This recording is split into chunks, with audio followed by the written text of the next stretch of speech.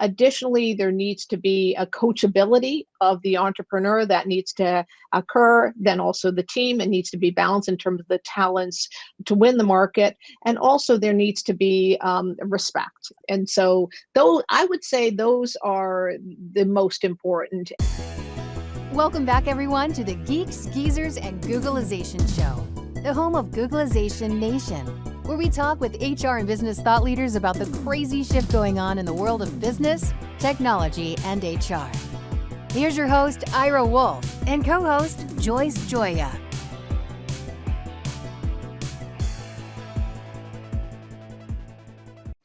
Hey, welcome back, everyone, to Geeks, Geezers, and Googlization, and welcome, Googlization Nation. We're here for another week, and I've got my co-host, Joyce Joya. Hello, everyone. Joining me, all from sunny, warm Texas. Austin, Texas. Yeah, a far change, a massive change from where we were just 2 weeks ago. And we are finally able to see that unusual covering on our front lawn, or on our front called lawn. We have a lot of snow. We still have snow covering most of it, but at least we know that spring is coming. And I actually just got off an interview, and it was interesting because we talk about the future of work, and again, the vaccines are coming, and we got good news on that front. There's certainly still a lot of bad news and a lot of bad things happening. But I someone asked me, how, I guess it's about mindset. It's all about mindset. And even when we talk about the future of work, it's scary. As I talk about all the time, and Joyce, you agree, it's fascinating and terrifying. Exciting, right? Yeah, change is fascinating and terrifying at the same time, especially that living with that uncertainty. But as we go forward, we live on a cycle. And we had a winter year last year. In fact, in terms of just change between a pandemic and technological disruption, and more so socioeconomic disruption, we had a winter year. But every seasons go, spring follows winter. And, that's hopefully what we're going to talk about here, too. We got a lot of problems, but there are also solutions, and there's a lot of opportunity. And we've got two great guests, a little different format today. We've got two guests today. Our first is going to be Marjorie Radlo-Zandi, and just met her a few weeks ago. Fascinating, an angel investor. And when she first contacted me, it's like, where does that fit? I mean, obviously, we've talked about business and entrepreneurship, but not in that vein. But when I got to learn a little bit more about her, she invests only in companies that have a social impact or environmental impact. But not only that, her portfolio, you talk about putting your money where your mouth is, right? Yeah. Her portfolio is, I believe it's 40% people of color and 30% women. And I know there's LGBT in there. So she's looking for entrepreneurs who have fantastic ideas, educated, driven. And they're looking to change the world in a positive way, either through social impact or environmental impact.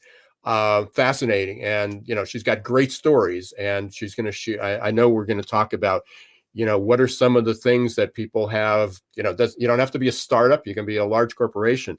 What are the traits that people are willing to buy from you, but also invest and put their own money on the line?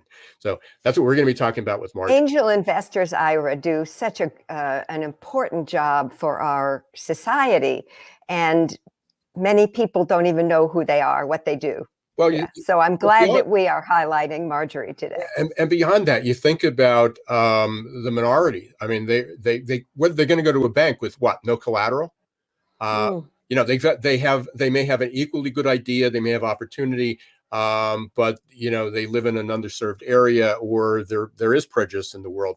So how do we, but here's somebody that's going to do something about it. So we're going to hear about Marjorie, and we're going to follow that. Very, very interesting, because part of her model is mentoring. I mean, it's mentoring the people. it's not just investing in those companies, but finding people who are willing to learn and grow and learn from other people, not only her, but her team of people and other investors who collaborate on these. And so we're going to follow up with Al Wynot, who is the founder of our new sponsor, Ingomo. And that's all based on coaching and mentoring and well-being. And we're going to learn a lot about that. So, yeah. So anyway, we got a couple other things lined up before we did. Just going to take a minute. I've got a big event coming up 3 weeks today. I apologize. 3 weeks today, March 24th, 11 a.m. We're doing a live webinar with Heidi Spierge from Cornerstone On Demand. She's the chief strategy officer. One of their themes is adaptability. It's also diversity, DEI, diversity, equity, and inclusion this year, but also adaptability, which is one of the skills you need to be able to become more diverse and inclusive. And also Ross Thornley, who was a guest. Some of you have heard me mention him many, many times. Ross is a co-founder of AQAI. I'm rounding up 2 other panelists that'll be joining me. And we're going to be talking about adaptability, why I feel that resilience is for sissies. We hear resilience is the word of the year for 2020 and sometimes 2021.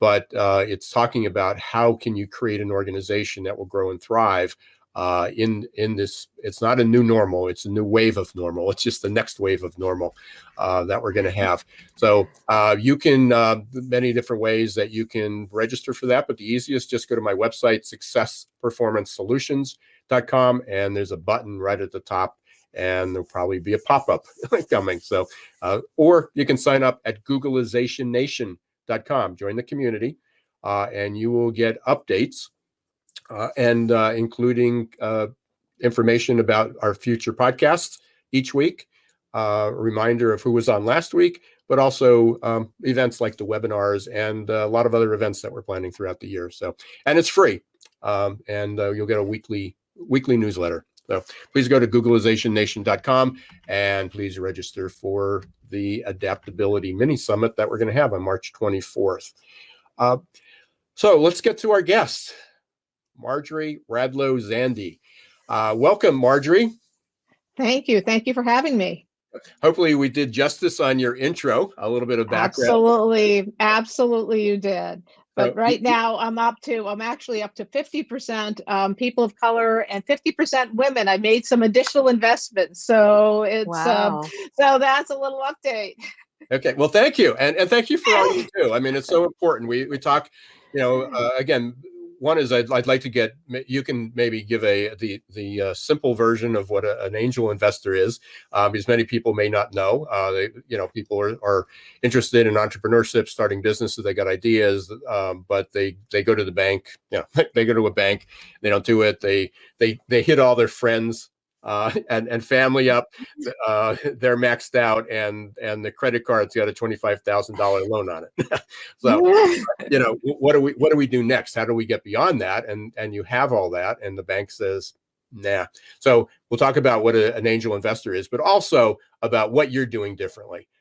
You are certainly not just going to the next, Apple, or Google. I mean, you hopefully are, but you're reaching into people that have a positive social, that their mission is a positive social impact. It's not just about how can I take my $100,000 and convert it into $1 million. It's literally about that's part of it, but what's it going to do for our planet? What's it going to do for the people who live on our planet? So let's start with the angel investor. Just a brief intro in there, and then how did you get into it?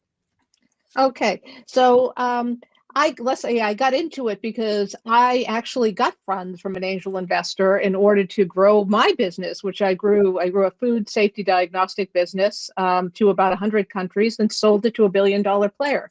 And I was very thankful to get that type of investment, and I wanted to pay it forward. In terms of what an angel investor is, and I think, Ira, you hit it right. There's the whole friends and family round, and that's typically anywhere up to 50, maybe 100K. Sometimes it can go up to $200,000. But then after that stage, when you're at a seed stage or a Series A stage, you look for angel investment. And that can really go up to, sometimes it can go up with a syndication of different angel groups up to about $5 million. And there's a lot of different angel networks throughout the U.S. I'm a member of Branch Venture Group, which invests in food and food technology, and also Launchpad Venture Group, which invests in clean tech, biotech, life science, and ed tech as well. I would love to hear about some of those companies, Marjorie, some of the companies that you've supported. You said you went to an angel investor. You started. That's how you got the funding, and that was part of your passion. Why did you choose that route? I mean, and I don't, was it because you were a woman who was trying to create this business? Why did you choose that rather than a traditional funding route? I think at the time, I mean, it's a level of business. Typically, angel investors, different than VCs, typically look for business in the billion-dollar category that potentially have that larger market. Angels typically look at a total addressable market of about 100 million or more. It can be absolutely more than that, but and so we as a business, we fit into that particular category. And at the time, it was a diagnostic company, similar to the diagnostics that we hear about today, the COVID diagnostic, but this was a food diagnostic that helped protect the planet in terms of not having food that's pure and not full of contaminants. So that's the company that I built, and that's why. Okay. So I didn't mean to trample on Joyce's question, but how did you, what are some of the companies you're working with? Okay, sure. I'll give you a few examples of them. One, we're all doing more shopping online these days with the pandemic.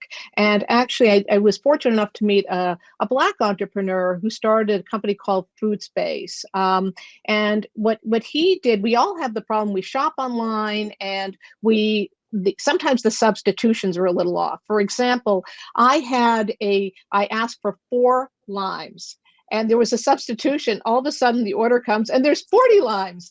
So he is solving that problem. He's also solving the problem of allergies, and basically making sure what you look at in terms of e-commerce is exactly what it is. Because right now, for many companies and supermarkets, it's basically about 60% accurate. He's bringing that to 99.7% accuracy. So the label that you see online is the label in reality. So that's one.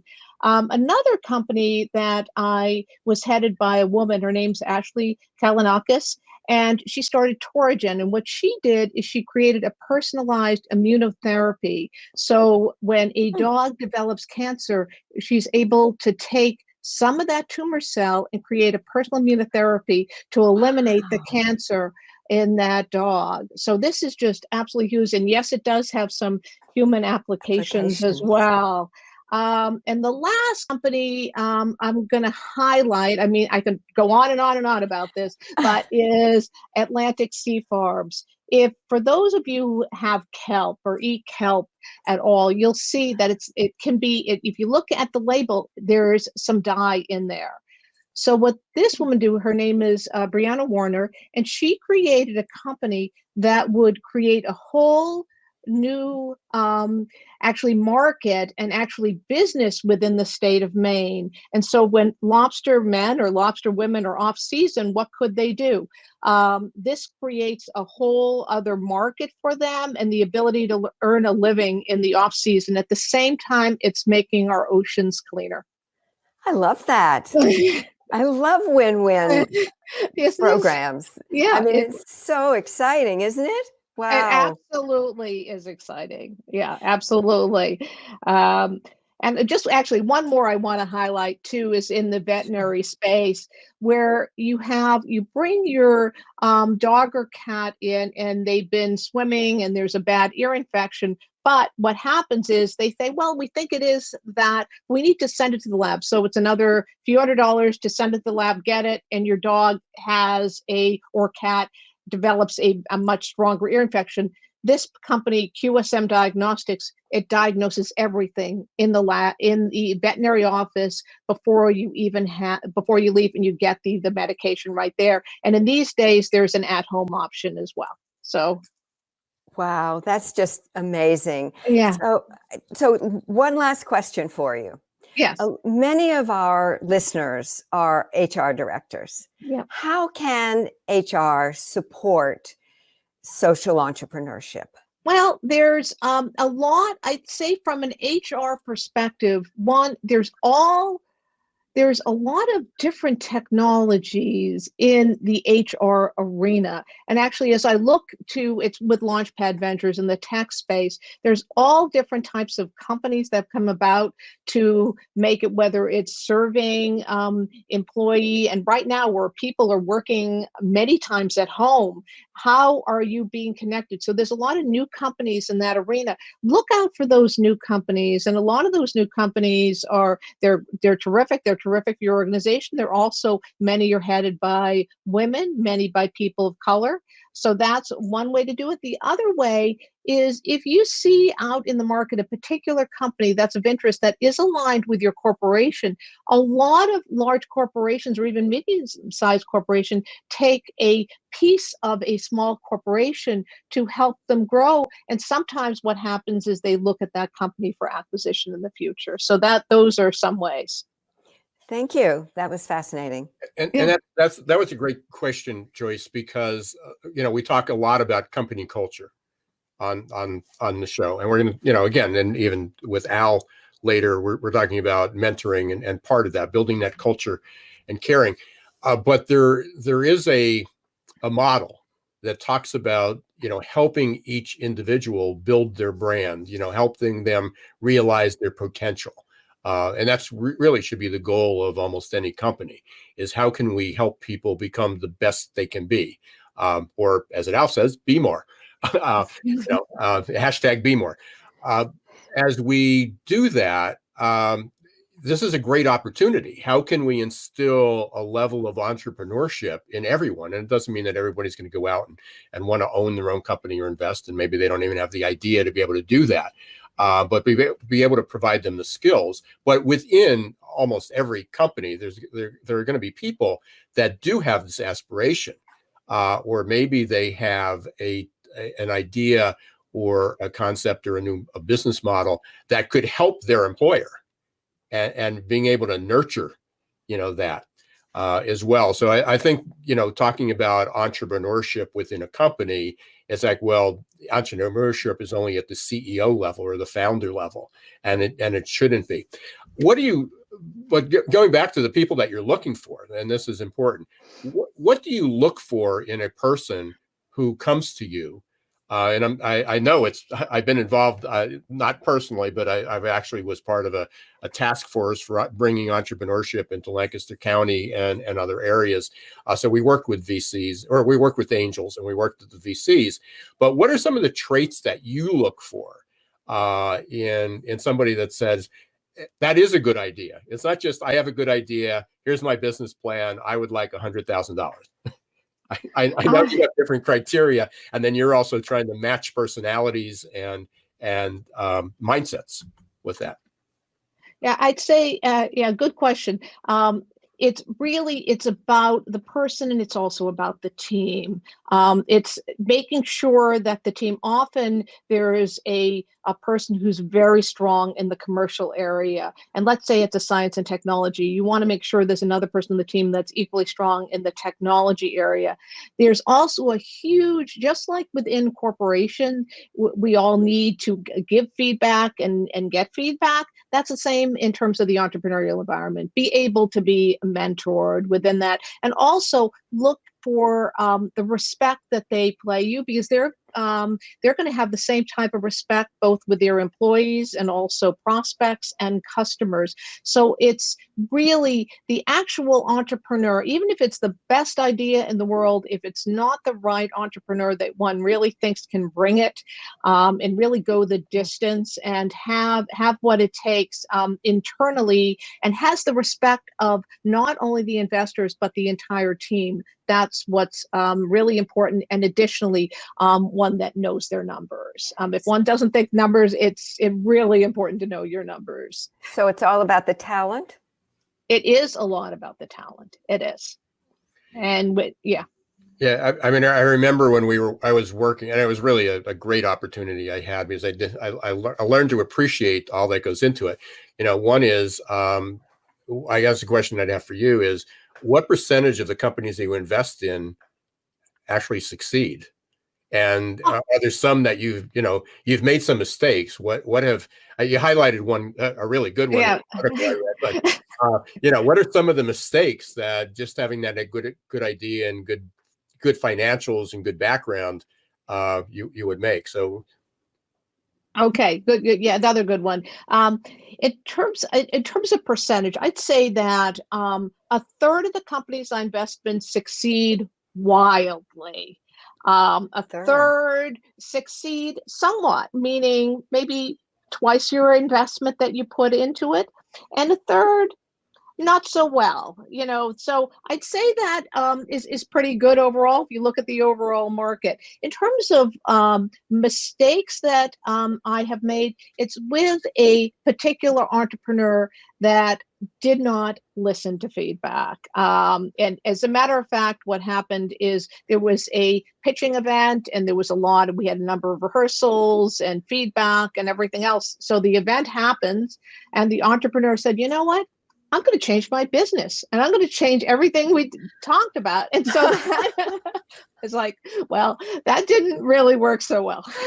So what you're saying is that your entrepreneurs have to be coachable too. Absolutely. Yes, absolutely. That's Makes a sense. huge, you're right. And be willing to accept it. You're not going to accept all the feedback, but you need to listen. Some will make sense, some won't make sense, but be coachable and be open. You listed in this article that I read, I think it was on ThriveGlobal, you listed 5 things that you need to see. And I think we covered some of them, but what do you, when somebody says, hey, I think you should meet Ira or Joyce or whoever it might be, what is it that you want to see before you're willing to even maybe take a meeting, but beyond the meeting? Okay. Yeah. I'd say it's a unique idea and product and service, and what we call white space, and within companies it's called white space within a large enough total addressable market. So that's like 100 million or more. It also has to be within the areas that I invest in, and also the angel groups that I'm part of invest in. Sometimes I'll invest outside it. Most of the times it's through the angel groups that I'm part of. Additionally, there needs to be a coachability of the entrepreneur that needs to occur. Then also the team, it needs to be balanced in terms of the talents to win the market. And also there needs to be respect. And so I would say those are the most important. And and there's one other thing in terms of exits. Everything can be in place, but if investors invest for a return, and believe it or not, some entrepreneurs kind of don't. It's an education for them that is really what happens. So that needs to be understood. And an investor won't invest for an entrepreneur to have a business, a lifestyle business for 30 years. That just isn't going to happen unless there's some type of payback that puts together. But typically you invest for a return, and what the entrepreneur should be prepared for is look about comparable exits in a similar space.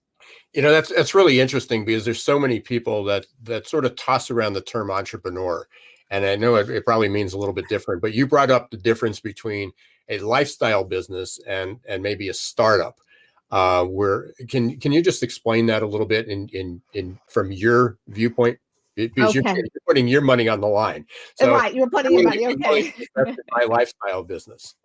Okay. So I'd say in terms of the early stage businesses that I'm involved in, the groups I'm involved in funding, we look for typically an exit in 5 to 7 years. Sometimes it goes to 10. And recently, with a company that I backed that's just doing amazing, it was in a year and a half and it was a phenomenal exit. And there's also, I still retain some ownership of the company that bought them. So that's absolutely phenomenal. Um, but as far as the lifestyle businesses, those are businesses that people, and it's great. The CEO loves the business. He's running a great company, but there's really no desire to exit. He or she wants to keep doing what they're doing for 20, 30, maybe even 40 or 50 years. So that's typically not ones that angels look for, unless recently there's been some different ways of paying people back in terms of getting a percent on the bottom line, et cetera. Some things, but that's extremely rare. Yeah, absolutely. And that was a huge distinction, because I know I talk to people all the time, and they said, just how would you describe yourself? And it's entrepreneur.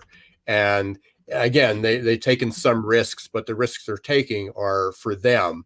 And they really want to be in control of the environment, control of the business, but they're not looking for a 5 to 7 or even a 10-year exit. They're looking for a lifelong business that they can call their own, which is a little different than what you're doing. And then you're adding the other layer on top of it, is how does what you're doing? Yeah, it's a great idea. You hear them all the time on Shark Tank, but it's not going to improve the planet. It's not going to help other people's lives. It's not going to help our animals, our humans, our safety. That's right. Exactly. No, absolutely. Exactly. And, I also want to bring up that some people shouldn't take angel money. I was actually talking with someone, part of a group that's called a founding mentor of Manatee Mentors. And this connects me with people globally. And this woman in Delhi, India, created this amazing company that she wants to have affordable education at the Ivy League for high school students around the world. And she's doing an amazing job at it. And she's getting a lot of pressure to bring on investors. But she really wants to keep the price low and be able to. She has a real fantastic social mission. She's making a good living for herself and her family. She has no reason to sell. So I encouraged her not to get investment, because I think she's able to control her destiny that way. So anyway, just thought I'd throw that out as well. So really good advice, Marjorie. Yeah. Thank you, Marjorie. I mean, thank you for all you're doing. Obviously, we need more people like you. When you hear about investments and you hear about these startups, people sort of put a scant eye or a skeptical eye to that. It's all about the money, but it's not. I mean, there's a tremendous amount of people like you. And we thank you for what you're doing, and especially with your focus on social and environmental impact. So I really appreciate that. For people to learn a little bit more about you, to connect with you, if they do have a good idea that fits into this realm, how can they reach out to you? I would say either you see my website, jazaz.com, or go onto LinkedIn and send me an invite. I always want to connect with people and hear their ideas. Thank you. And we'll have all this in the show notes or in the podcast. If you're listening to this afterwards, just scroll down under the description, and I will put a link into that article. I think it was a great article. It was a great interview. It wasn't just an article. It was a great interview. Give you an overview, but we'll have in your contact information to LinkedIn, and also your company website. Any final comments before we let you go here, Marjorie? I would say that it's a very encouraging environment for entrepreneurs out there. There's lots of money out there looking for terrific ideas and companies to back, and there's a real push for diversity. And its diversity is basically both in terms of people of color, race, LGBTQ, but it's also people who have not, of any race, who have not grown up in an environment where they have the connections as well to entrepreneurs, wherever that is in the world. So I just think that there is a lot of, I think we're going to see a lot of exciting innovations in the future, and I look forward to seeing them and seeing it across a diverse group of people. Yeah. And as I started the show, we were talking about that, we're in winter, but we're coming into spring. And I think that's also some great opportunity where we're going into the Absolutely. future. Yeah. And I've cited this before. I don't remember. It was either 12% or 17%. But there was an increase in the number of businesses that were started since the beginning of the pandemic, than there was the prior year. So when people go back to normal, there's just a huge, enormous amount of opportunity. People are taking this opportunity to create businesses. So thank you. Disruption always breeds opportunity, right? Absolutely. Yeah, that's right. Thank you very much, Marjorie. Stay safe. Hopefully we keep in touch. Thanks so much. Absolutely. I wasn't sure where this was going to go, but this has been fantastic. Thank you. Okay, great. Thank you, Ira. Thank you, Joyce. It's been a pleasure. Okay. Thanks, Marjorie. Thank you. Imagine growing great employees and advancing emerging leaders with one small monthly investment. With the Ngomu app, you can support your employees in career and personal development and health and wellness without spending a lot of effort to schedule and hold numerous training sessions. With the efficient app, your employees will have access to dozens of coaches in groups and one-on-ones for whatever topic they need or want to work on anytime, anywhere. Picture the positive impact on your team by having access to over 80 coaches. Learn more at ngomu.com today. For many people, the bridge to the new normal is too far, too difficult, too scary. Waiting to get back to normal becomes a way of life, filled with fear and despair. But wait, why are those people who dare to travel to the new normal celebrating? Opportunity and growth? How can you get a piece of the action? The bridge between the past and the future, the status quo and the new normal, is adaptability. You have a choice. Which side of the future do you want to land on? Will it be coping and surviving or growing and thriving? Adaptability quotient is the new competitive edge.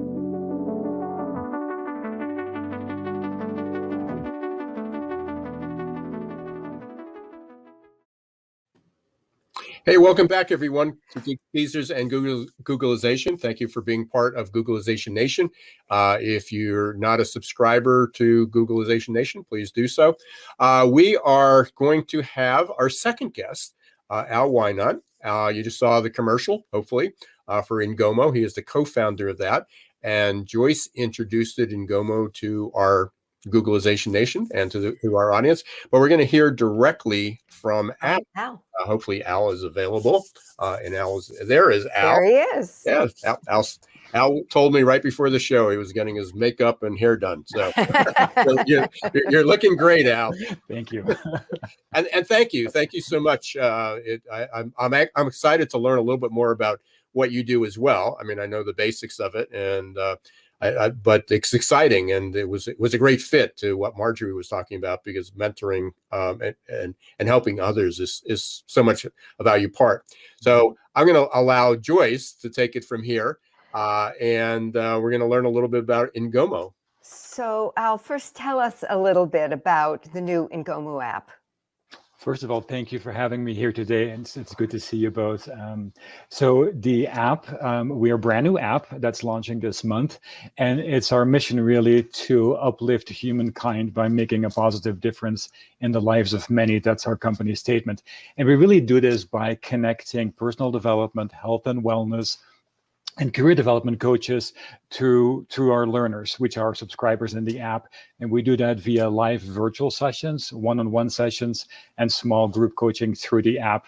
And we have a really holistic approach to coaching, because usually you need something, you're trying to work on an issue, and it requires more than one coach or more than one resource to solve that issue. So we allow the people, our subscribers, to connect with 90 plus coaches to work on the issues they're working on, and they can do this anytime, anywhere, from their app. So we're very excited about the upcoming launch, obviously. Actually, from their cell phone or tablet, right? Correct. It's an app it's a smartphone or tablet app. Yeah. Right. So what are the benefits for HR directors, Al? and then you can talk about individual employees. Sure.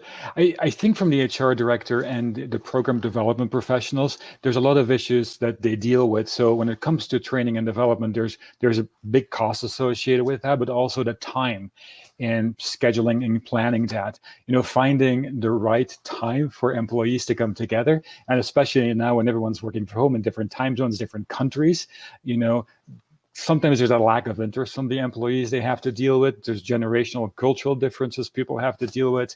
And I think also when a company works on professional development, it's really much more career focused and doesn't look sometimes at the big picture around health and wellness and personal development.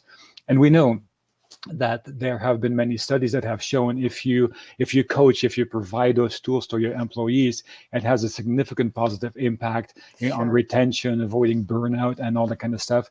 And so the app here opens a world of opportunity for both the employer and the employee. That was a mouthful. So in this particular case, the employer now they can offer a resource to the team and the department or the whole company that really deals with career development, but also personal development and health and wellness as part of that.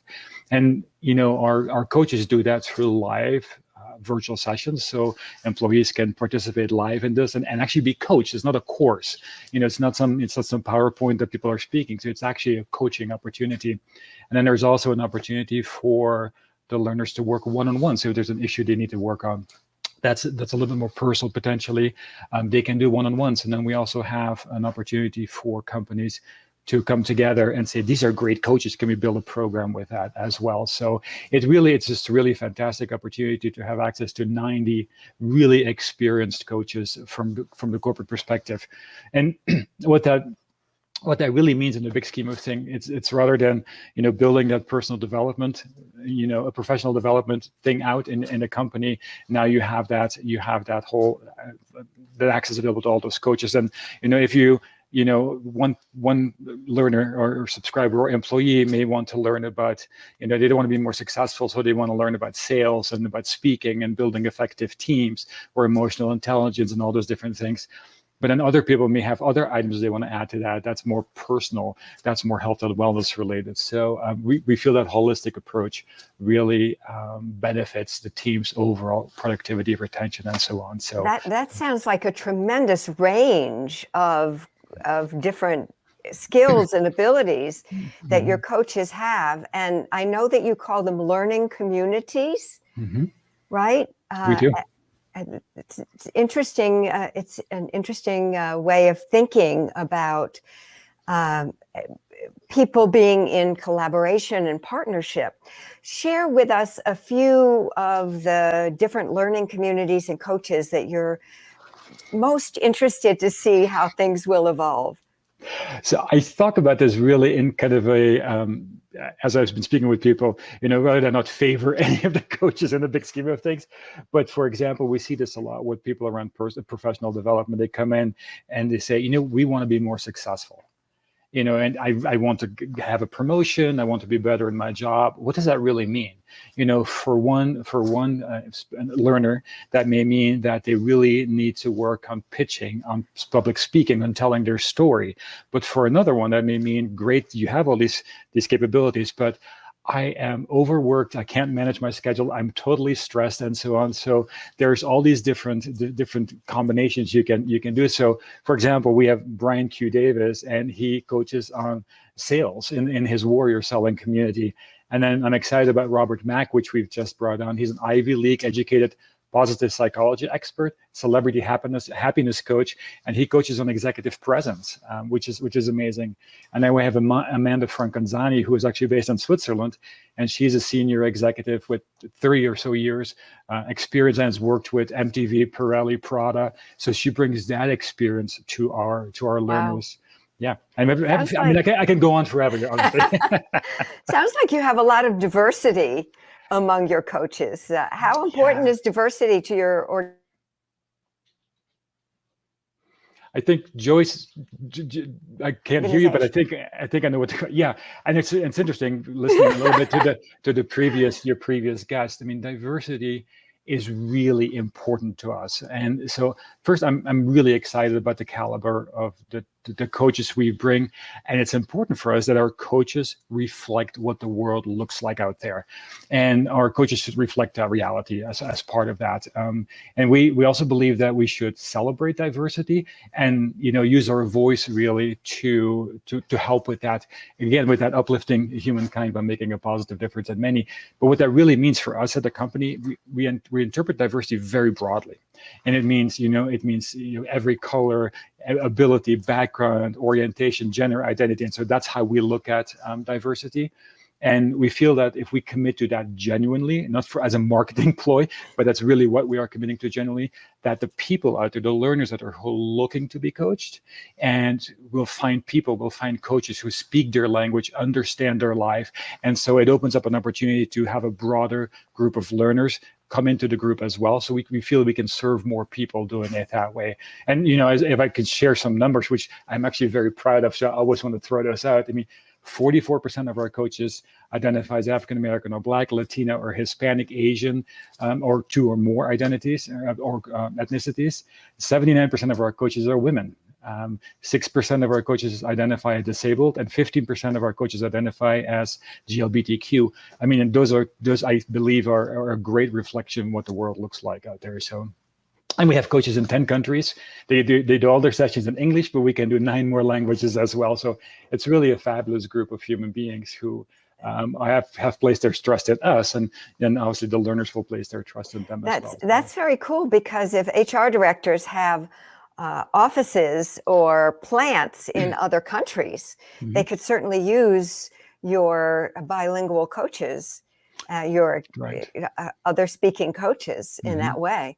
What is the official launch date of the app? The app is rolling out later this month, and I'm not going to put a specific date on it yet, but it's later this month, because you always have to wait for a couple of people who have to give their approval at the end, but we are rolling out at the end of the month with content, pre-recorded sessions, and then daily live sessions as well. The app is launching first on Android, and then in the second quarter we'll also roll out on iOS, which is Apple, the iPhones and so on, and that will happen then. But we will be running this month. So how many people learn more about you and in Gomu? Sure, great question. So you can visit our website, ngomu.com, and that's N from Nancy, G from Green, OMU.com, or you can email me at al@ngomu.com as well. Wow. Ira, you're muted. One more quick question, and that is that I think that you're running something called Be More Days every now and then. Yes. So tell us about that. On a quarterly basis, we run a virtual Be More Days conference, and we just had one, which was based on health and wellness. And so you can we hold those live events, and they're amazing conferences where people come in and learn and meet our coaches and so on, and they're free. So if you're still interested in seeing the last one, it's available on demand. You can go to bemoredays.com altogether, and you can sign up there. It's free, and then you have access to all of the recorded sessions and the coaches and the discussions that are happening there. So that's at bemoredays.com, and we'll have our next one on May 21st. And we really will be looking at how to come out of COVID, and on so many different levels, personal, companies and so on. How do we do that best? So that's on May 21st. Al, I have one other question before we let you go, because we're almost at the end. As an individual, I can, when the app's out, I can just, although I have an Apple, so I got to wait. I can go up to the site and select a coach, so I can get an individual subscription. No, actually, that's a really good question, Ira. So there is a monthly or annual subscription for the app, and you as an individual, you can set your goals. Is it personal development, career development, and so on? Well, you have access to all 90 plus coaches. You can save some that you potentially more frequently watch or participate in, but you have access for, in essence, for less than $1 a day, access to 90 some coaches. You can watch all their learning communities. If you cannot participate live in one of those, you can also watch that later on demand as part of it. So yes, you don't have to select one or two coaches. You have access to the whole platform. And now I'm going to put my CEO hat on and say, I've got 100 employees. How can I utilize this? So you have corporate packages to be able to provide that? Yep, we do. We have corporate packages and pricing associated with that, and we work with the sales team who focuses on that. So if anybody is interested, I'd be happy to connect you. And we can do annual, we can do monthly subscriptions for corporate as well. So even if you, as a corporation, if you want to come in and there's a specific thing you want to do, or you want to put a group of coaches together, have a specific program for what you do, and you still have access to all 90 coaches, but we can also tailor, if there's a specific personal development, professional development thing you want to do and you want to utilize, some of those coaches, we can create small group coaching for that as well. So thanks very much. Al, again, I'm gonna share the same message I shared with Marjorie. Thank you for what you're doing. And an extra thanks for being a sponsor of Geeks, Geezers, and Googlization. So we're going to be hearing a lot more. We'll be excited to get you back and hear about the progress. One is when you go live, and also when you get onto Apple. That will be coming soon. I thank you. I love what you do. I appreciate you inviting us in and having me here today. Thank you very much. Thank you, Al. Stay safe. It was great we'll be in touch. having you as a guest. Thank you, Thank Al. you. Bye-bye. Yeah. Well, our theme, very positive today, very uplifting. Definitely springs in the air, right? Being able to help other people. For sure, for sure. And I can't help wondering if Al's startup might be an opportunity to collaborate with Marjorie. Maybe. It could be, right. Well, but just by talking and learning a little bit more, I'm thinking about what I'm working on with adaptability, helping people get more comfortable with change. A lot of people are not. How can we do that? Helping them boost, it's not about boosting adaptability quotient. It's about helping people get the courage and confidence to try new things, to be more comfortable with uncertainty. So it's courage and confidence, and with that, you become more hopeful. It's not, it's not that either of us or a lot of other people who are talking about the future don't get down, don't get frustrated, aren't worried. But we keep moving forward, and why do we have a spring outlook rather than a winter outlook? And the more that we can all get comfortable with something that we were not necessarily comfortable with before, the less stress we're going to have, and the better we're going to feel, the more productive we're going to be. It's all going to work better, right? We're courage, to get courage, you're going to have to take risks. So it's how do you be okay with that? But if you're confident, you're not as stressed. It's just as simple. And if it's hopeful, the stress is worth it. So we'll work through all that. But no, great points. Joyce, it's really good to see. Again, it's warming up and things. Good to be with you. Again, very, very uplifting show today. We're really grateful to Marjorie Radlo-Zandi and to Al Wynot for all they are doing. And we appreciate everything our community's doing. Again, just a reminder, two things. If you don't belong to Googlization Nation yet, please go to googlizationnation.com, sign up. You'll get updates about this. You'll get updates about the webinar upcoming, and the adaptability is new black. Actually, we kind of modified the name, but it's an adaptability mini summit. Is how to get your workforce and how you as an individual can become more comfortable with uncertainty. Uncertainty is going to be with us for a long time, and probably forever. Yeah, a good friend of mine. I've been working with them all week. At 1 to 2 a.m. In South Africa, John Sine. He's got his future of work, a masterclass, and I've been working with him and participating with it. I love this. He talks about that as human beings, we've been addicted to certainty, and we're all going through a withdrawal.